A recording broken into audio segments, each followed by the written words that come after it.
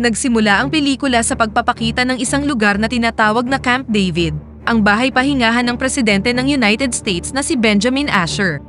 Ang Pangulo, nakatatapos lang makipag-sparring kasama ang kanyang bodyguard, isang dating US Army Ranger na nagngangalang Mike Banning, ay naghahandang dumalo sa isang Christmas fundraising event kasama ang kanyang asawa na si Margaret at ang kanilang anak na si Connor.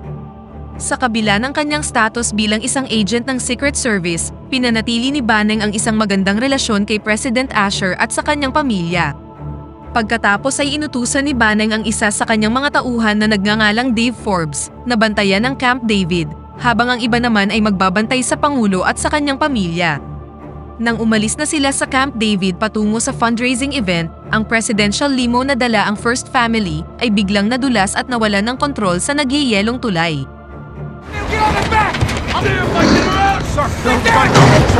Nagawang makuha ni Banning si President Asher palabas ng sasakyan, ngunit nabigo siyang iligtas ang First Lady at nahulog si Margaret sa kanyang kamatayan, kasama ang sasakyan na bumulusok sa bangin. Dahil sa nangyaring aksidente, sinisi ni Mike ang sarili at na-realize na hindi niya kayang protektahan ang Pangulo at ang kanyang pamilya. 18 buwan pagkatapos ng insidente, nagtatrabaho na ngayon si Banning sa Treasury Office at tinanggal na sa Presidential Service. Si Banning, na nasa bahay kasama ang kanyang asawang si Leia, ay tila hindi nakikinig ng mabuti sa mga bagay na sinasabi sa kanya ng asawa. Dahil sa pagkainis ng kanyang asawa, sinubukan siyang suyuin ni Banning at nangakong dadalhin siya sa isang bakasyon gaya ng dati nilang plano.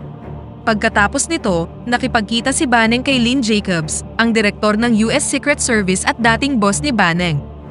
Habang nag-uusap sina Banning at Lynn, sinalubong sila ng isang grupo ng mga Secret Service agent na pinamumunuan ng isang lalaking nagngangalang Roma. Mukhang palakaibigan at magalang sila kay Banning kahit wala na sa Secret Service ang ating bida. Pagkaalis ni Roma at ng iba pa, nagpahayag ng matinding pagsisisi si Banning sa nangyaring insidente na ikinamatay ng First Lady. Umaasa si Banning na balang araw ay makakabalik siya sa pagiging personal bodyguard ng Pangulo at maprotektahan ang lalaki hanggang sa matapos ang kanyang termino. Samantala, makikita si President Asher na nakikipag-usap kay Connor sa kanyang silid at naghahanda para dumalo sa isang meeting kasama ang ibang state officials sa White House. Sa kanilang meeting, ang White House spokesman na si Alan Trumbull ay sinabi na ang Korean Prime Minister na si Lee Tae-woo ay gustong mag-issue ng pahayag sa Pangulo ng United States upang kondenahin ang aksyong militar ng North Korea upang paalisin sila sa border at itigil ang ilang missile test. Sinabi ni Defense Secretary Ruth McMillan na kung papayag ang Pangulo sa kahilingan ng South Korean Prime Minister, ipapahiwatig din ito na binubuli ng United States ang North Korea. Nang dumating na ang oras para sa isang meeting sa pagitan ng Pangulo ng United States at Prime Minister ng South Korea, ipinakilala ni Lee Tae-woo ang kanyang personal bodyguard na nagngangalang Park sa security forces ng White House.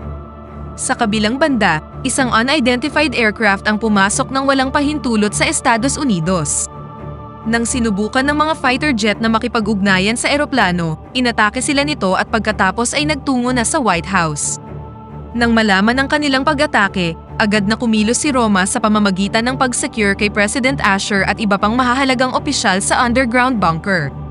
Sa sandaling yon, ang lahat ng mga tropang nakabantay sa White House ay naghanda na upang harapin ang pag-atake. Hindi nagtagal, ang eroplanong umatake sa mga fighter jet ng US ay makikitang lumilipad ng mababa sa Washington DC at naglunsad ng airstrike sa mga sibilyan.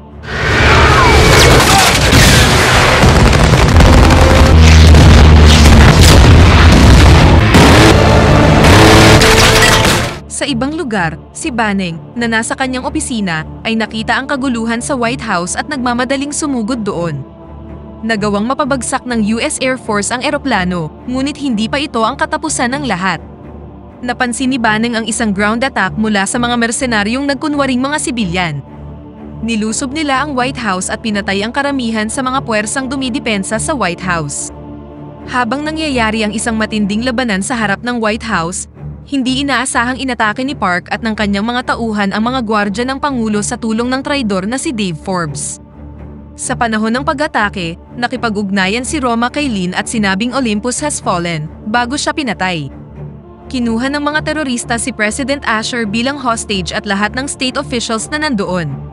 Nabunyag na ang lahat ng pag-atake sa loob at labas ng White House, ay plinano ng isang North Korean terrorist group na tinatawag ang kanilang sarili na Korean for United Freedom or KUF. Samantala, sa wakas ay nagawang makapasok ni Baneng sa White House bago pa makontrol ng mga terorista ang buong lugar.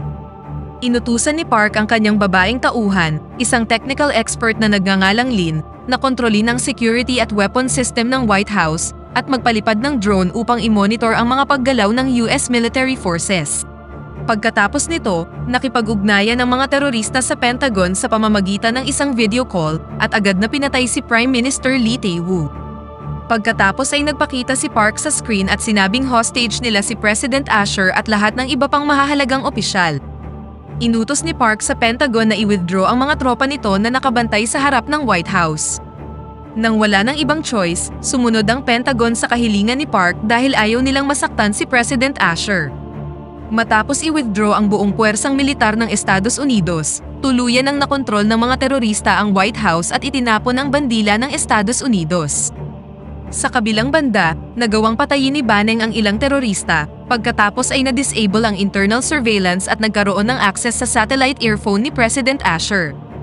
Ginamit niya ito para makipag-ugnayan kina Lin at Alan Trumbull, na nasa emergency briefing room ng Pentagon at nagsisilbi na ngayon bilang interim president successor. Ipinaalam ni Lin kay Baneng na ang presidente at iba pang mga opisyal ay ginawang hostage sa underground bunker, at ang kanyang anak na si Connor ay hindi pa rin natatagpuan. Kalaunan, muling tinawagan ni Park ang Pentagon at ginamit ang pagiging hostage ni President Asher upang pilitin si Alan Trumbull na i-withdraw ang 7th Fleet at US forces sa Korean Peninsula. Kapag hindi sumunod si Trumbull, nagbanta si Park na isa-isa niyang papatayin ang mga opisyal.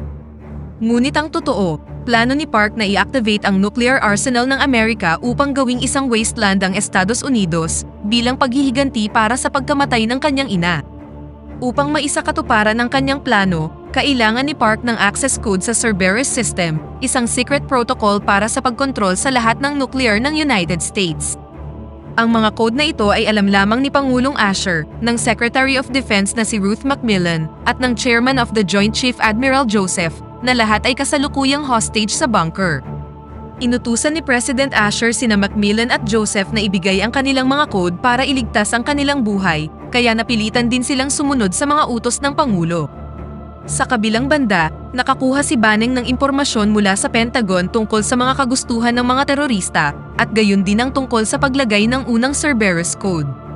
Inutusan ni Trumbull si Baneng na iligtas si Connor at ilabas ang bata sa White House bago pa siya mahanap ng mga terorista, dahil tiyak na gagamitin nila si Connor para pilitin si President Asher na ibunyag ang kanyang Cerberus Code.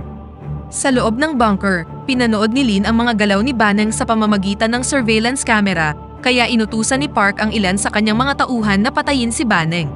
Habang sinusuri ang bawat silid sa White House, sa wakas ay natagpuan na ni Baneng si Connor na nagtatago sa likod ng mga dingding ng gusali. Dinala niya ang bata sa isang ligtas na lugar at kalaunan ay nailigtas ito ng US military troops na nagbabantay sa labas ng White House. Matapos matagumpay na maalis si Connor sa White House, pinabagsak ni Baneng ang ilang terorista at kumuha ng ilang impormasyon mula sa kanila. Ibinunyag ng isang terorista na ang pinuno ng terrorist group ay isang lalaking nagngangalang Kang Yonsak, na walang iba kundi ang tunay na identity ni Park. Matapos patayin ang lalaki, ibinigay din ni Baneng ang impormasyon sa Pentagon. Si Park o Kang Yonsak ay isa sa mga pinakamapanganib at most wanted na terorista sa buong mundo. Nabunyag na namatay ang kanyang ina dahil sa landmine na pagmamay-ari ng US, at ginagawa niya ang lahat ng ito para makapaghiganti sa bansa. Samantala sa bunker, sinubukan ni Park na pilitin ang Secretary of Defense na sabihin sa kanya ang Cerberus Code, ngunit tumanggi ang babae. Dahil dito, pinahirapan ni Park si McMillan hanggang sa hindi na nakatiis si President Asher na makitang pinahihirapan ng babae, at sa huli ay inutusan niya si McMillan na ibunyag ang kanyang Cerberus Code. Sinunod ng Secretary of Defense ang utos ng Pangulo at sinabi kay Park ang Cerberus Code. Sa panahon ng kaguluhan, pinatay ni Baneng ang ilan pang mga terorista, at kalaunan ay nakasalubong ang dating kasamahan na si Dave Forbes. Noong una, nagpanggap si Forbes na nasa panig pa rin siya ng Estados Unidos, ngunit nang banggitin niya ang tunay na pangalan ni Park, na-realize kaagad ni Baneng na si Forbes ay isa sa mga kasamahan ng terorista.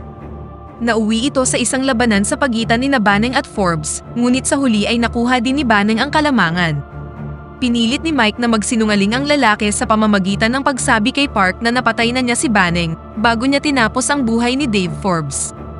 Samantala sa Pentagon, napansin ni General Edward Clegg na kakaunti ang mga terorista sa rooftop at na-realize na mahina ang kanilang depensa sa pag-atake mula sa himpapawid. Kinumbinsi ni Edward si Trumbull na mag-utos ng air raid gamit ang SEAL team para muling makuha ang White House mula sa mga terorista. Gayunpaman, pinayuhan sila ni Banning na maghintay dahil pupunta muna siya sa rooftop upang tingnan ang mga bagay doon bago maglunsad ng airstrike ang Pentagon. Ang apuradong si Trumbull ay hindi pinansin ang payo ni Banning at agad na inutusan ang SEAL team na maglunsad ng airstrike sa White House. Lingid sa kaalaman ng Pentagon, alam na ni Park at ng kanyang mga tauhan ang kanilang plano sa pamamagitan ng mga drone na kanilang pinalipad kanina. Sa sandaling makarating ang SEAL team sa White House, inactivate ni Park ang isang highly advanced Hydra 6 anti-aircraft system na nagpabagsak sa mga chopper ng buong SEAL team sa loob lamang ng ilang segundo. Kaagad na pinahinto ni Trumbull ang misyon, habang si Banning naman ay nagawang pasabugin ang Hydra 6, ngunit sa proseso, tumilapon siya sa pagsabog ng subukan niyang iwasan ang isang chopper na bumagsak sa rooftop ng White House.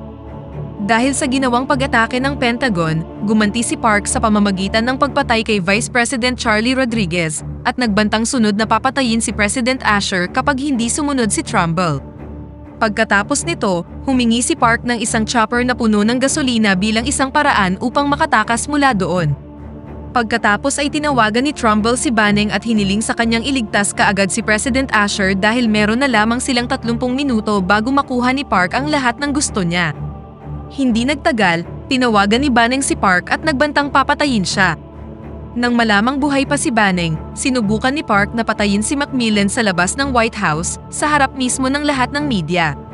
Ngunit agad na kumilos si Banning at inatake si Park at ang kanyang mga tauhan, dahilan para mapilitan silang bumalik sa bunker hanggang sa tuluyang nailigtas si McMillan ng mga sundalo ng US. Dahil paubos na ang oras, agad na iniutos ni Trumbull na i-withdraw ang 7th Fleet at lahat ng tropa ng US mula sa mga military-free zone sa buong mundo at magpadala ng helicopter sa labas ng White House ayon sa kagustuhan ni Park. Dahil kakaunti na ang kanyang mga tauhan, sinubukan ni Park na dayain ang kanyang pagkamatay at ni President Asher sa pamamagitan ng pagsasakripisyo sa ilan sa kanyang mga tauhan at ilang natitirang hostage. Gumamit sila ng magkakatulad na damit at maskara upang lokohin ang mga sundalo sa labas, at nang makasakay na ang lahat, biglang sumabog ang chopper na ikinamatay ng lahat ng sakay nito. Inakala ng lahat na patay na si President Asher, ngunit hindi si Banning, na hindi nagpaloko sa mga panlilinlang ni Park. Naniniwala siyang buhay pa si Park gayon din si President Asher, at pareho silang nasa bunker. Samantala, ngayong nasa kamay na niya ang dalawang Cerberus Code, sa wakas ay nakuha ni Park ang Cerberus Code ni Asher sa pamamagitan ng pagpapahirap sa presidente, at pagkatapos ay inactivate ang pinakamalaking nuclear control system ng US. Daan-daang milyong tao sa US ang mamamatay, at ang Estados Unidos ay magiging isang impyerno dahil sa napipintong nuclear catastrophe. Nang subukang tumakas ni Park at ng kanyang mga natitirang tauhan, agad silang tinambangan ni Banning at pinatay ang lahat, maliban kay Park. Subalit sa panahon ng pag-ambush, si President Asher ay binaril ni Park sa tiyan, hanggang sa tuluyang kinumpronta ni Banning si Park sa isang hand-to-hand combat. Nang makakita ng pagkakataon, saglit na dinistract ni President Asher si Park para mapatay siya ni Banning. Matapos matagumpay na mapatay si Park at lahat ng kanyang mga kasamahan, agad na nilapitan ni Banning ang Pangulo at sinubukang pigilan ang pagdurugo sa kanyang tiyan. Sinabi ni President Asher kay Banning ang tungkol sa Cerberus at hiniling sa kanyang i-deactivate ito kaagad. Sa tulong ni Trumbull at ng kanyang mga staff, sa wakas ay nagtagumpay si Banning sa pag-deactivate ng Cerberus at napigilan ang isang nuclear disaster sa United States. Pagkatapos nito, inilabas ni Banning si Asher sa White House para makatanggap ng medical treatment ang Pangulo. Gumaan ang pakiramdam ng lahat ng nasa Pentagon at natuwa sa tagumpay ni Banning sa pagligtas sa Pangulo at sa Estados Unidos. Sa labas ng White House, sa wakas ay muling nakasama ni President Asher ang kanyang anak na si Connor. Samantala, hinihintay ni Banning ang kanyang asawa na si Leia, na tila nag-aalala sa kanyang kaligtasan. Sa huling eksena, ipinakita si President Asher na gumawa ng talumpati tungkol sa pag-atake at idineklarang malapit ng makabangon ang Estados Unidos. Pagkatapos nito, Ibinalik si Mike Banning bilang head ng Presidential Security at ipinagmamalaking kinamayan ni President Asher si Banning para sa pagligtas sa kanyang buhay, at dito na nagtatapos ang pelikula. Pakipindot naman ng like button kung nagustuhan mo ang pelikula, at kung hindi naman, pindutin mo ng 2 beses ang dislike button para lang makasiguro.